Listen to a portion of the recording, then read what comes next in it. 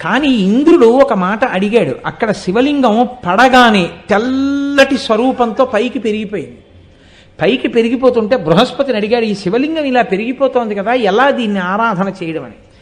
భక్తితో నమస్కారం చెయ్యి, అలా నిలబడుతుందన్నారు. నమస్కారం చేస్తే పెరుగుతున్న శివలింగం అలా ఆగిపోయింది. అందుకే మీరు అమరావతి వెళ్ళినప్పుడు చూడండి, అమరావతి శివలింగాన్ని కింద నుంచి అభిషేకం చేయడం కుదరదు. అభిషేకం కోసం వేరే అంతస్తు ఉంటుంది. అంతస్తు మీద నిలబడి పైనుంచి అభిషేకం చేస్తారు. కృష్ణానది అక్కడ ఉండడానికి ఒక రహస్యం ఉంది.